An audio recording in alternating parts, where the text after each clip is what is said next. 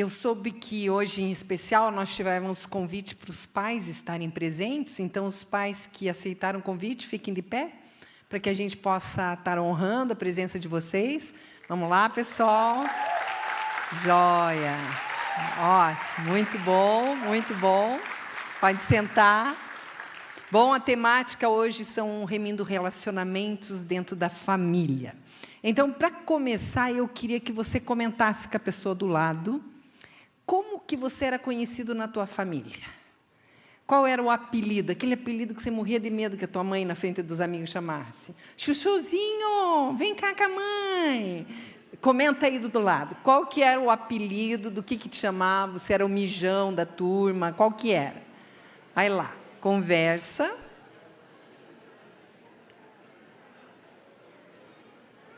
Quem puder contar, conta em voz alta, que eu fiquei curiosa. Teve algum inusitado aí, algum diferente? Os irmãos que são experts em dar esses apelidos, né?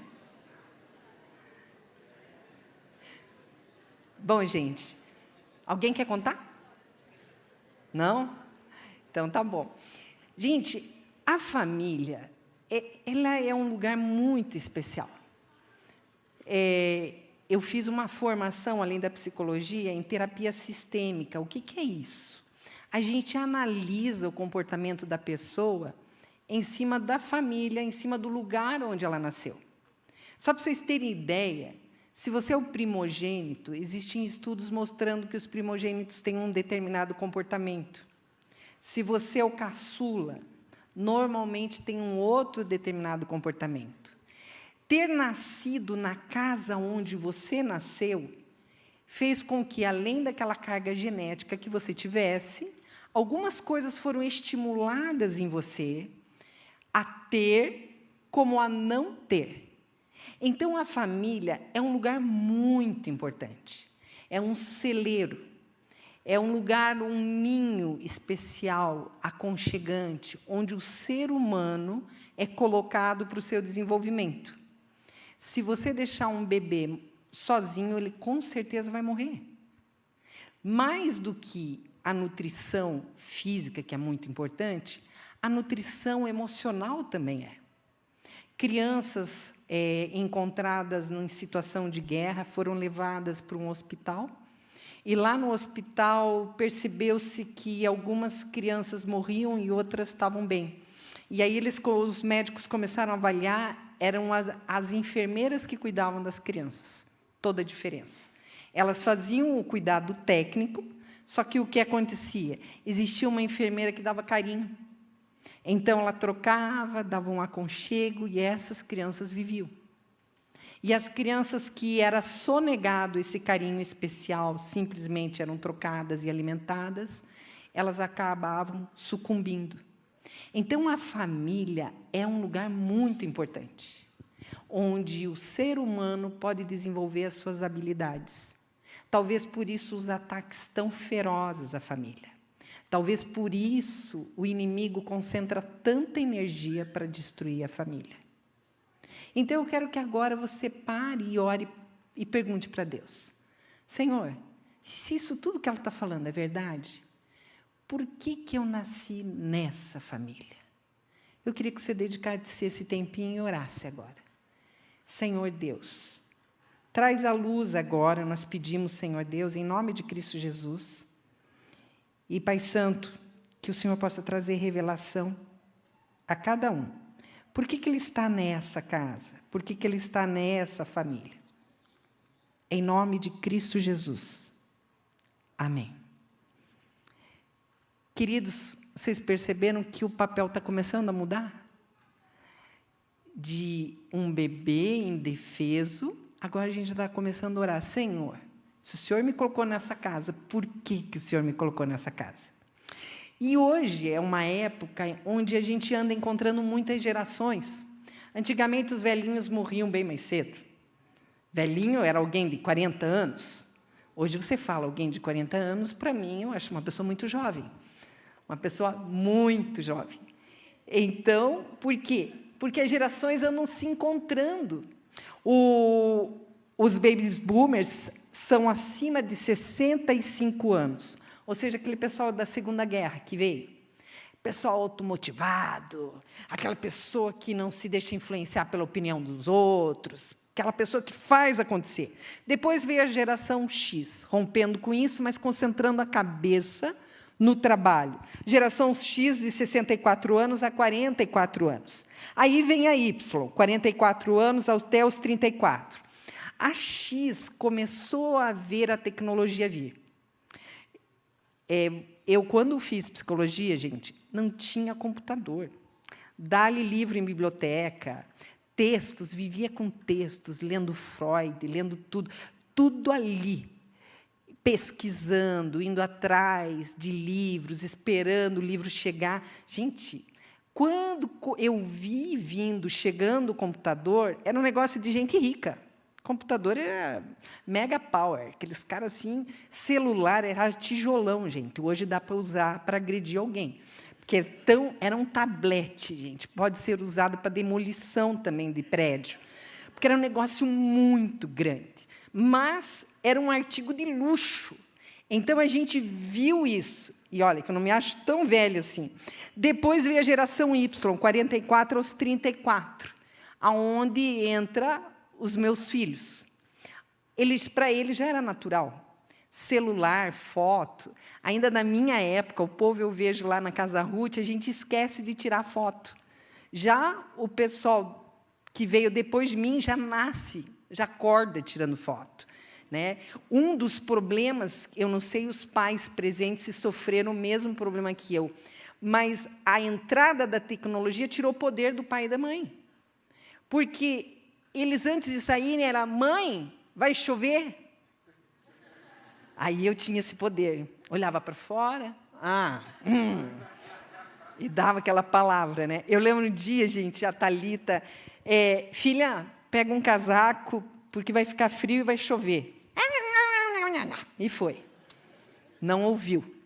Depois voltou, ensopada, que nem um pinto molhado, com um casaco emprestado de um colega e o guarda-chuva do tiozinho que tirava xerox na faculdade.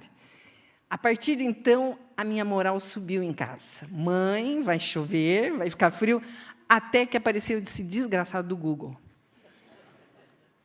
Parou de me perguntar.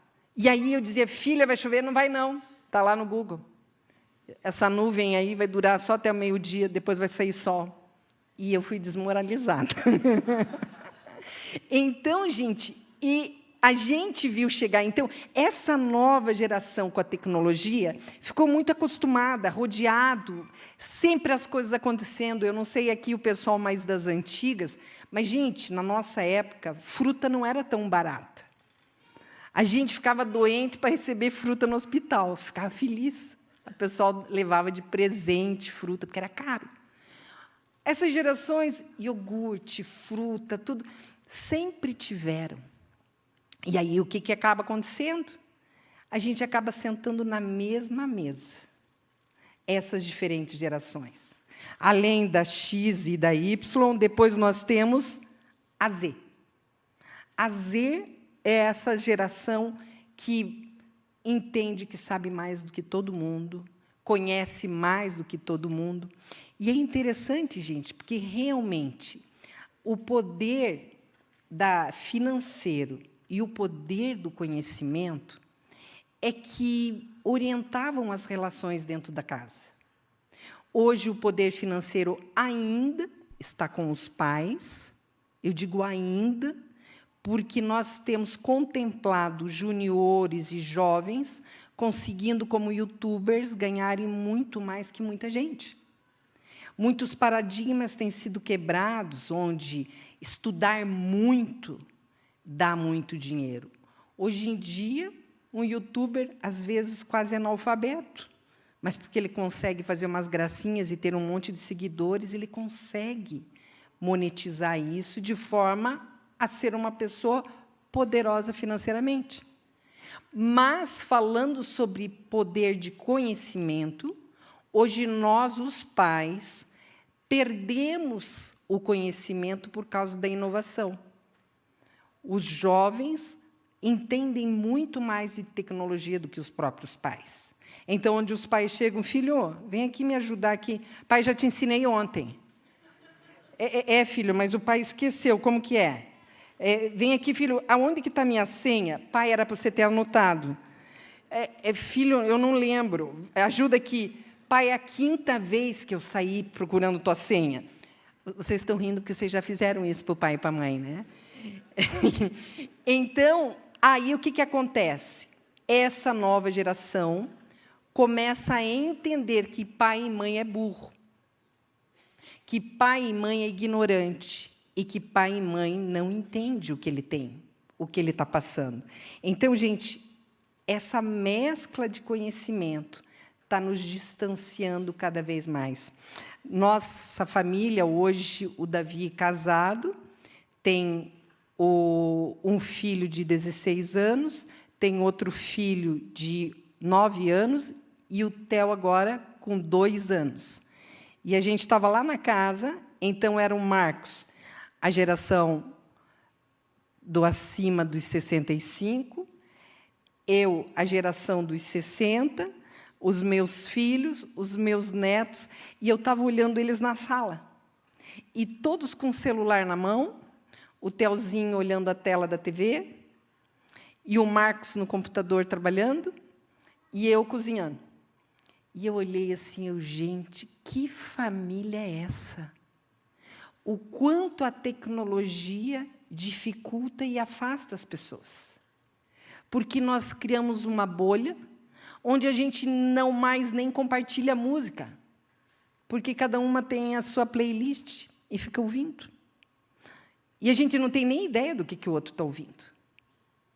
E essas questões vão nos separando cada vez mais. Sem falar das grandes metrópoles, as pessoas ficam morando muito longe do seu trabalho. Então, chegam tarde, chegam cansados, e cada um compartilha o mesmo espaço físico, só que não sabe o que passa por dentro da outra pessoa. O que essa pessoa está pensando? O que essa pessoa está vivenciando? Quais são os medos dela? O que é importante para ela ou não? E tem um pensamento que diz bem assim, tempos difíceis geram homens fortes. Homens fortes criam tempos fáceis. Tempos fáceis geram homens fracos. E homens fracos criam tempos difíceis. Ainda há um outro ditado que diz, o avô funda a empresa, o pai usufrui e o neto afunda. Então, por quê? Porque é um legado onde as pessoas pouco se importam com a forma com que chegou e, de uma forma imediatista, acham que tem que usufruir daquilo. E aí, quando você coloca pai e filho para conversar, parece que tem um vale muito grande. No entanto, as pesquisas mostram que os avós estão se entendendo mais com os netos do que os próprios pais. E aí eu fiquei curiosa e comecei a pesquisar. Por que vocês acham que o avô se entende mais com o neto do que o próprio pai? Pensem um pouquinho. Oi? 2 fora da casinha. Muito bom. A Cami diz, escuta mais. Perfeito. O que acontece entre o avô e o neto? Eles não estão preocupados em ter um desenvolvimento, ter um desempenho, ter uma performance. O pai e a mãe, eles têm a obrigação de educar, têm a educação de trazer o dinheiro, de fazer a roda funcionar. O filho tem a responsabilidade de cumprir aquilo que o pai e a mãe estão pedindo. Então, é uma prestação de contas, é uma expectativa que um tem com o outro. No entanto, o avô e a avó, não. Eu não preciso educar essa criança. Isso é obrigação do pai e da mãe. Eu vou curtir. E a criança, por sua vez, vê toda aquela disponibilidade, como diz a Cami, de ouvir, de dedicar tempo. E eles acabam o quê? Se relacionando mais tranquilamente. Então, eu posso levantar uma hipótese com vocês, que um dos grandes problemas geracionais. São as nossas expectativas com relação ao outro. No consultório psicológico, a gente encontra o quê? Pessoas frustradas.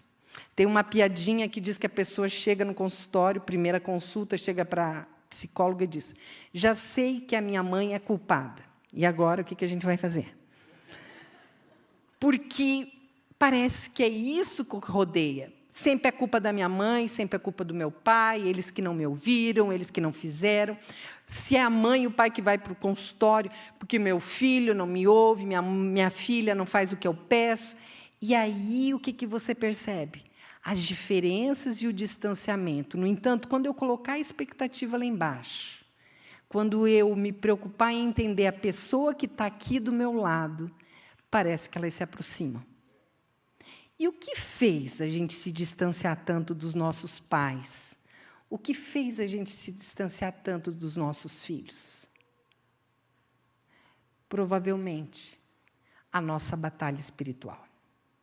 Queridos, pare e pense. Quem ganha com esse afastamento?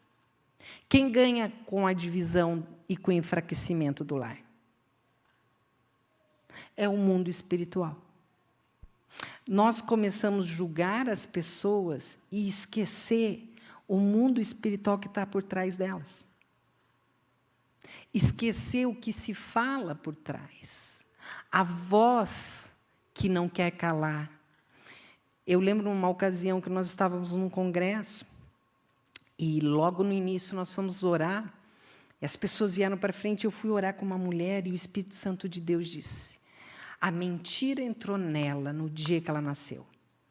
E aí eu comecei a orar com ela e aquela mulher começou a chorar e fomos para um cantinho e ela disse: eu já tentei o suicídio mais de 3 vezes, porque o que eu creio é que ninguém me quis, ninguém me desejou, ninguém me amou.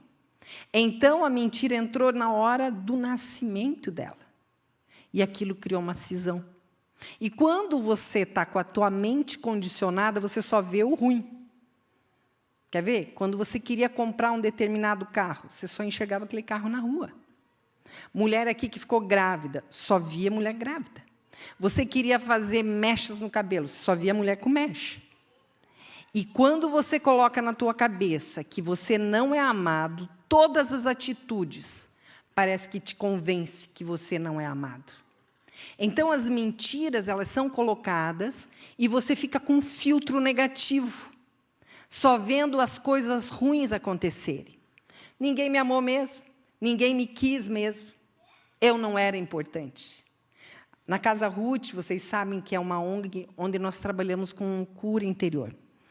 E houve uma ocasião muito bonita. Uma mulher que foi estuprada aos 15 anos, ela percebeu que tinha engravidado aos 15. No 5º mês que ela percebeu que ela tinha engravidado desse estupro. Então, ela escolheu não abortar.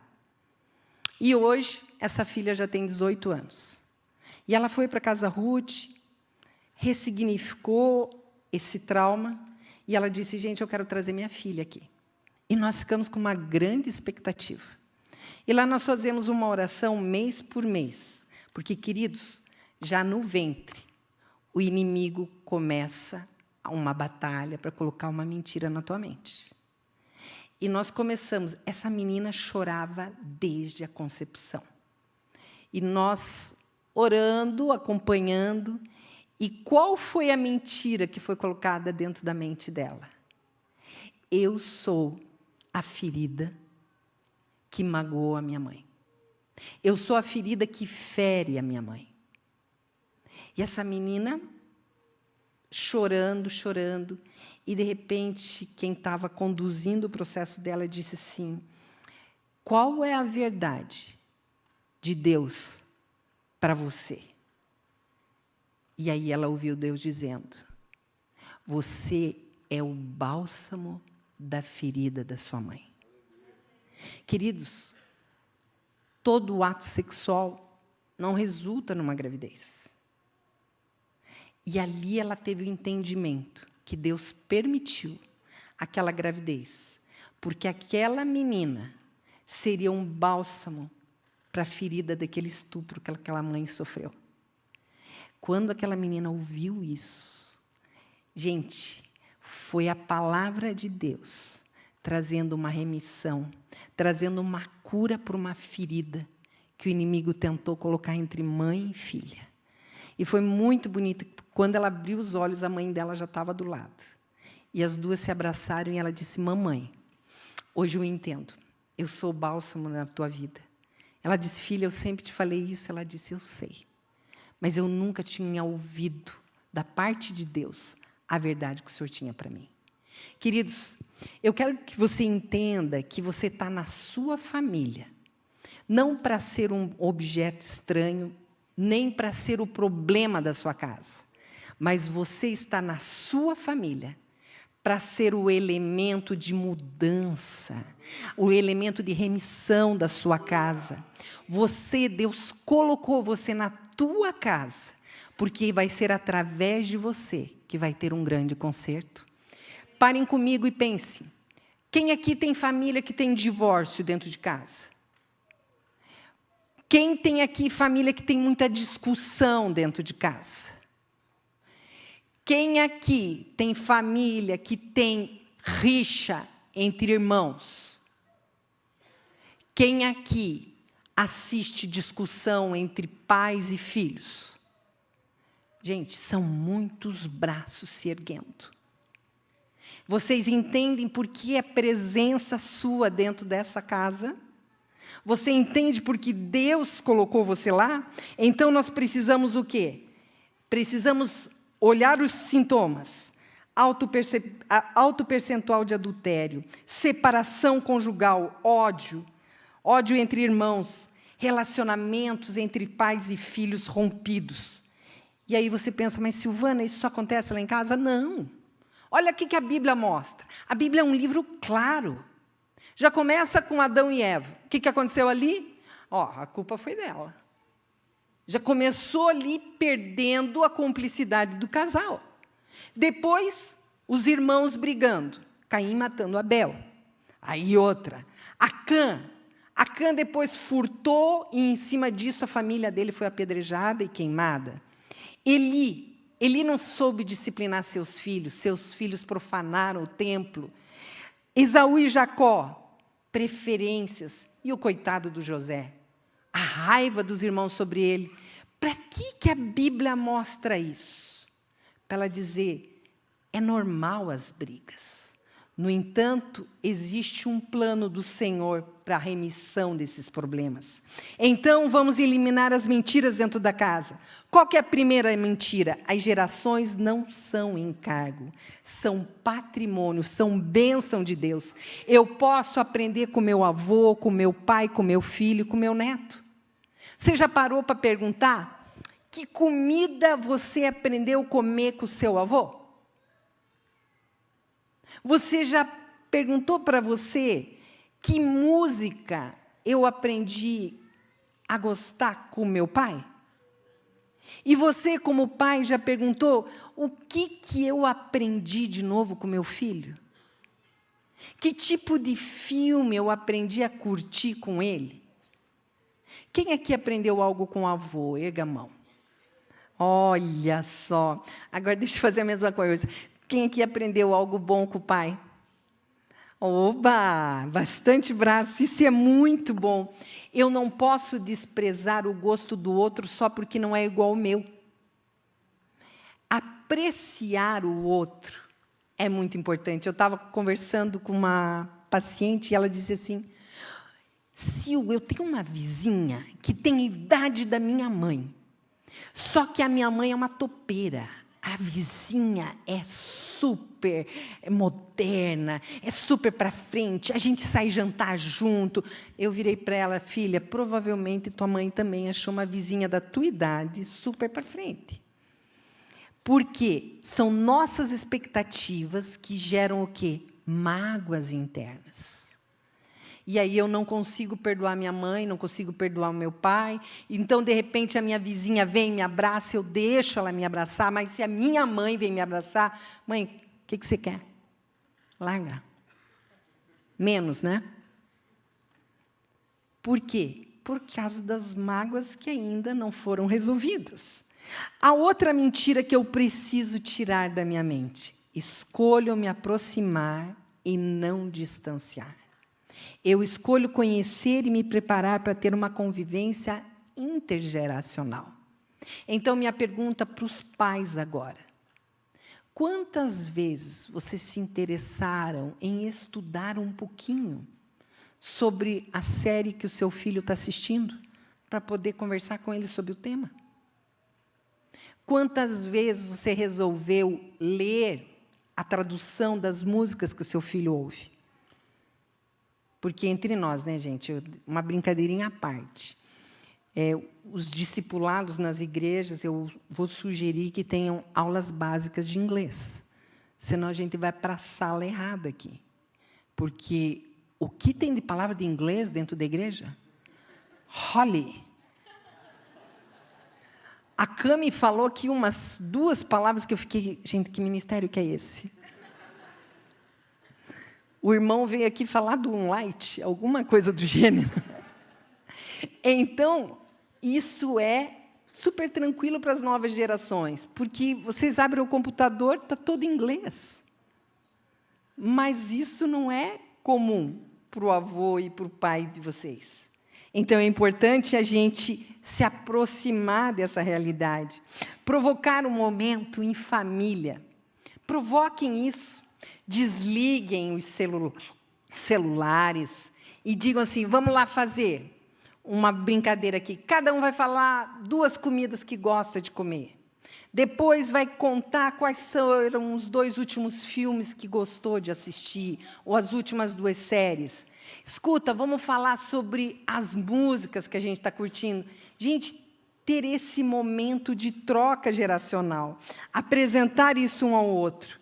E o terceiro: equívocos não precisam resultar num exílio emocional. Isso é muito importante. Às vezes, queridos, nós guardamos o erro que o nosso pai cometeu, que a nossa mãe cometeu, que o nosso filho cometeu, e provocamos um exílio emocional. Como se aquela pessoa se reduzisse àquele erro. Nós precisamos ter olhar de misericórdia, um olhar de acolhimento, entendendo que errar faz parte do processo e que a pessoa não se reduz a esse erro. Eu lembro, numa ocasião, nós tínhamos uma igreja em Foz do Iguaçu, e era uma igreja pequena. E um dos homens da igreja, ele adulterou, foi morar um tempo com a pessoa que ele adulterou, mas ele se arrependeu e voltou para a igreja. Gente, foi muito bonito, porque o dia que ele voltou, a igreja era pequena, o Marcos chamou ele na frente e disse: você quer falar alguma coisa? Ele disse... E abaixou, não conseguiu falar, começou a chorar. E, do meio da congregação, levantou o sogro e foi lá e abraçou ele. Em seguida, a sogra veio, abraçou ele, logo a cunhada, e a congregação, um a um, foi abraçando ele. E aquele menino voltou para a igreja, de cabeça erguida, porque ele não ficou conhecido pelo erro dele, mas ele ficou conhecido por alguém que entende que, através de Cristo Jesus, nós podemos remir os problemas da nossa casa. Nós podemos ter um novo recomeço. Queridos, é tão bonito isso quando acontece. E aí eu queria convidar você a fazer o seguinte exercício. Todo mundo conhece a parábola do filho pródigo. Eu peguei como um exemplo de família. E eu queria que a gente visse 4 momentos, 4 estações. A primeira estação, a estação do filho rebelde. Eu quero a minha parte na minha herança para eu fazer o que eu quero. Essa é uma estação.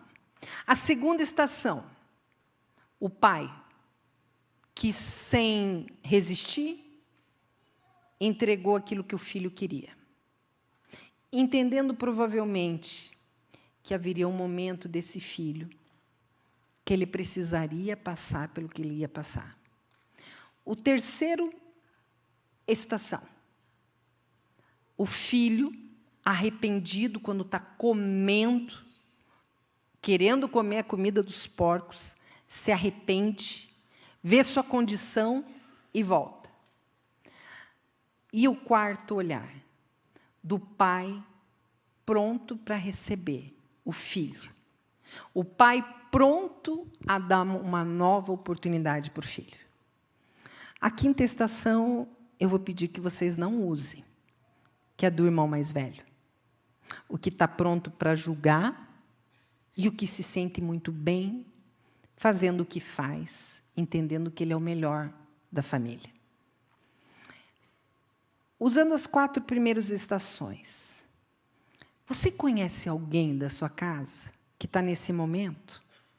Um momento de rebeldia, um momento em que ele quer fazer do seu jeito?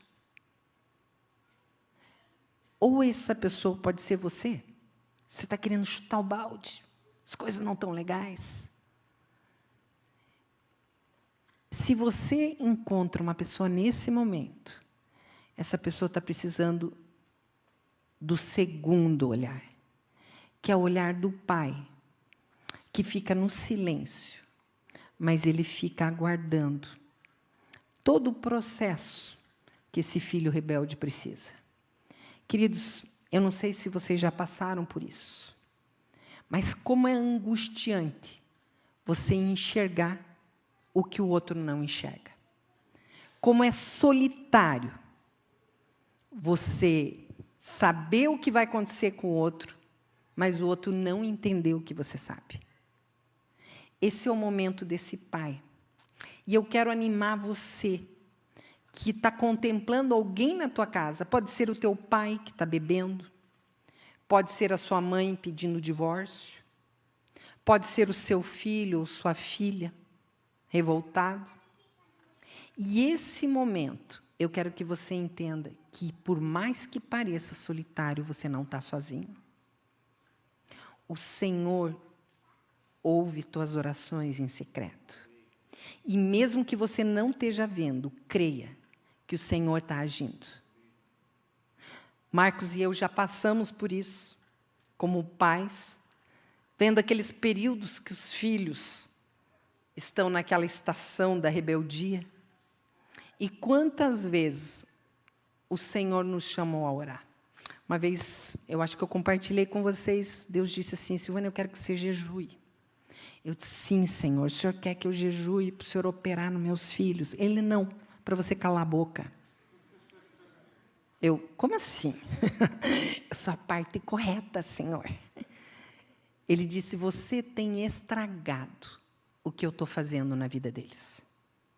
Você precisa jejuar para você conseguir crer que eu estou agindo na vida deles. E, queridos, teve uma situação, Thalita tinha voltado de madrugada, eu passei na frente do quarto dela, vi ela ali na cama, eu voltei para o meu quarto, eu: Jesus, só hoje, deixa eu falar isso, isso e isso, só hoje. E o Senhor: calada. Eu: ok. Aí eu passei, e ela: mãe, oi, filha, vem cá, senta aqui, só um minutinho. Eu sentei, e aí? Deixa eu te falar uma coisa que eu estou pensando. Irmãos, as 3 coisas que eu queria falar, ela veio e falou. Mãe, eu pensei isso, eu pensei aquilo, eu pensei aquilo. Eu: louvado seja o Senhor. Senhor, posso falar que eu também pensei? Não, calma. Queridos, nós precisamos da ajuda dos universitários. O Espírito Santo nos ajuda e nos ensina como devemos agir. E aí vem o arrependimento. Queridos, se o Espírito Santo de Deus está tocando na tua vida, que você falou alguma coisa errada, que você provocou a ira do seu pai e da sua mãe, que você humilhou seu filho, o Espírito Santo está tocando, se humilha e vai e pede perdão. Ah, mas agora ele nem lembra, já faz tempo. Isso é argumento do diabo. Ah, não, Silvana, vai aparecer melodrama, uma novela mexicana. Argumento do diabo. Entenda, toda a nossa humilhação é para a honra e glória do Senhor. E o processo de humilhação, muitas vezes, está abrindo um portão de cura para a tua casa. E é através de você que isso vai começar. Onde você vai se humilhar. Talvez ninguém entenda o que você está fazendo, mas no mundo espiritual, alguma coisa está se abrindo. E algo vai acontecer. Queridos, é muito importante você entender isso, que muitas das vezes você vai se apresentar como sacerdote diante do Senhor, intercedendo pela sua casa. Meu marido contemplava muita briga entre os pais dele. E, por vezes, ele se apresentava no quarto, orando, clamando pelo casal. E quando eles fizeram bodas, o Espírito Santo de Deus visitou ele e disse: filho, teus pais hoje fazem bodas por causa das suas orações. Queridos, vocês precisam entender que vocês são agentes ativos e não passivos dentro da sua casa. Necessariamente eu não vou lá brigar com a minha mãe e com meu pai e exortá-los, não. É exatamente na oração, no jejum, na busca da presença do Senhor na tua vida que as coisas vão começar a ser operadas. É quando você entra na presença do Senhor e você começa a orar. Eu lembro a Karine conversando com a gente sobre uma moça que havia sido abusada pelo próprio pai. E quando ela foi orar com a menina, pelo processo de cura dela, a menina teve uma visão e via um bicho de lama em cima dela. E aí a menina disse assim: então era você que usou meu pai? Então era você que usou meu pai? E quando a menina parou de orar, ela explicou para a Karine: Karine, eu vi um bicho de lama sobre o meu pai. Eu consigo perdoar o meu pai pelo que ele fez comigo, porque eu entendo que ele foi usado pelo inimigo. E tanto entendo que agora vai ter um culto, eu vou passar lá na casa do meu pai. E vou chamar o meu pai. E vou convidá-lo para ir para a igreja. E aí aquela moça foi. E a Karine diz que ela estava pregando naquela noite. E ele foi o único senhorzinho que veio à frente aceitando Jesus. E a filha, não contendo no caminho, ela disse: papai, agora que você aceitou Jesus, me conta, por que você me tocava quando eu era criança? Ele: filha, eu nunca fiz isso. Pai, por vezes eu acordei com você em cima de mim. Ele: sim, filha, eu bebia. Só que quando eu chegava em casa, me vinha o pensamento: deixa eu ver se ela está coberta. E eu estava tão bêbado que eu desmaiava em cima de você. E nesses momentos, o inimigo acabava usando a vida desse homem como ele queria. Mas quando a menina conseguiu ter os olhos do Senhor para o pai dela, ela conseguiu entender o quanto o inimigo usava a vida dele para ter abusado dela. Então, queridos, o meu convite é: Senhor, eu quero ter os olhos do pai do filho pródigo. Eu quero ter esses olhos para olhar o meu pai, eu quero ter esses olhos para olhar minha mãe, eu quero ter esses olhos para olhar meu irmão, a minha irmã, eu quero ter esses olhos para olhar os meus filhos. Queridos, nós precisamos ter olhos espirituais para não sermos mais vítimas dentro de casa, mas para entender que nós podemos entrar de forma sacerdotal diante do Senhor, intercedendo pela minha família. Queridos, eu queria convidar você que sabe que existe um pecado na tua casa, que existe algo que está sendo feito e que está ofendendo o coração do Senhor. Pode não ser você, mas você sabe que algo está acontecendo. E você quer que o Senhor entre agindo. Eu te convido para você vir como um sacerdote da sua casa, se apresentando aqui diante do Senhor. Senhor Deus, eu vou me apresentar como um sacerdote. Meu pai não está aqui, minha mãe não está aqui, meu filho não está aqui, mas eu me apresento. Eu quero, Senhor, colocar minha casa diante do Senhor, Porque eu entendo, Senhor Deus, que só quando o Senhor entrar, vai haver uma mudança. Só quando o Senhor entrar, vai ter cura. Só quando o Senhor entrar, vai ter salvação para toda a minha casa. Então eu te convido, venha como sacerdote, se ajoelhe aqui. Eu vou interceder pelo meu pai, eu vou interceder pela minha mãe, eu vou interceder pelo meu irmão, pela minha avó. Pode vir. Você pode estar também trazendo a sua própria vida aqui diante do altar do Senhor. Senhor Deus, sou eu que preciso mudar. Sou eu que estou naquela estação do filho rebelde, Senhor Deus, entendendo que eu tenho que sair dessa posição. Pai querido, em nome de Cristo Jesus, o Senhor sabe o que está trazendo cada jovem aqui diante do teu altar. Pai, em nome de Cristo Jesus, Senhor Deus, teu Espírito está me testificando, Senhor Deus, que anjos estão entregando aqui na frente agora, Senhor Deus. Entregando, Senhor Deus, chaves que vão ser usadas, Senhor Deus, para abrir algumas portas fechadas há anos. Pai, nós queremos, em nome de Cristo Jesus, que toda ruptura geracional nessas casas saia agora em nome de Jesus. Pai querido, nós queremos, Senhor Deus, estar declarando que como teus sacerdotes, estamos apresentando essas famílias diante do teu altar, declarando, Pai Santo, que as brigas vão acabar. Declarando, Senhor Deus, que vai haver entendimento entre as gerações, que quando o filho falar, o pai vai acolher, quando o pai falar, o filho vai entender.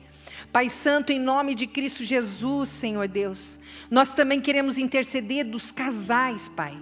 Maridos e mulheres, Senhor Deus, haja reconciliação, Pai Santo. Pai Santo, em nome de Cristo Jesus, dá ordem, Senhor Deus, aos teus anjos, entrando nesses lares representados, retirando os altares de Satanás daquele lugar, Senhor.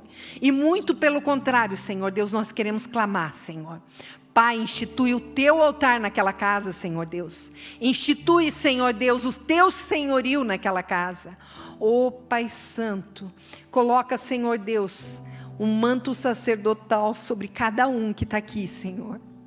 Ó Pai Santo, como os teus sacerdotes, nós colocamos essas casas diante do Senhor. Pai, perdão pela idolatria, tantas vezes, Senhor Deus, cultuada nesses lares. Perdão pelas mentiras, Senhor Deus. Perdão, Senhor Deus, por não priorizarmos a Tua presença e a Tua vontade, Senhor. Nós te pedimos perdão, Pai. Choramos, Senhor. Choramos, Senhor Deus, pelos nossos avós, pelos nossos pais. Choramos pelas nossas gerações, Senhor Deus, não terem feito a Tua vontade. Mas, Pai, queremos dizer que hoje aqui, diante desse altar, nós fazemos um marco, Senhor Deus, de que a partir de agora, a partir da minha geração, as coisas serão diferentes. Senhor Deus, tudo que depender de mim, Senhor Deus, eu vou ouvir a Tua vontade. Tudo que depender de mim, Senhor Deus, eu vou jejuar, eu vou orar, Senhor Deus, até que eu veja acontecer a Tua plenitude dentro do meu lar. Ó Pai querido, em nome de Cristo Jesus, Senhor Deus, sela o meu coração agora, para que, Senhor Deus, vendo as coisas ruins, eu não desista. Muito pelo contrário, Senhor, me cria uma resiliência, uma armadura, uma musculatura espiritual, para que eu seja o Teu guerreiro dentro da minha casa, para que eu seja o Teu soldado dentro do meu lar. Em nome de Cristo Jesus, Senhor Deus, agora eu te peço, coloca na mão de cada um, Senhor Deus, uma brasa, Senhor Deus, uma brasa que não vai apagar.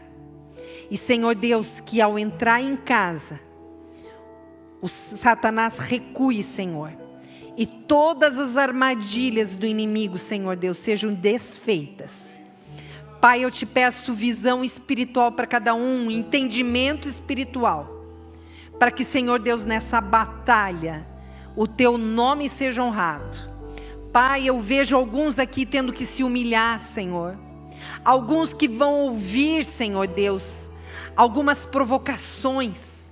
Ó Espírito Santo, capacita. Senhor Deus, simultaneamente, enquanto eles forem, Senhor, desafiados, Teu Espírito possa estar dando instrução, Senhor, direção. E Pai, agora, em nome de Cristo Jesus, eu venho, Senhor Deus, pedir, sela a porta de cada lar representado aqui, em nome de Cristo Jesus, que a Tua graça, que o Teu amor, entre nesses lares, Senhor Deus, de uma forma tremenda, Senhor, a trazer uma grande revolução. E Pai Santo, que aquilo que o Senhor está selando agora com eles, nunca mais seja retirado. Que seja Teu Espírito Santo selando esse acordo, Pai Santo. Para que essas casas, Senhor Deus, recebam o Senhor como o único Senhor e Salvador. E mais, Senhor, que a geração dos filhos, dos netos e dos filhos dos netos venham, Senhor Deus, te conhecer como único Senhor e Salvador. Porque é no nome de Jesus que nós oramos e é neste nome que nós profetizamos. Amém. Amém. Abraça teu irmão do lado, dá uma palavra de bênção, abençoe teu irmão, encoraje ele. E em nome de Cristo Jesus, essas famílias sejam abençoadas.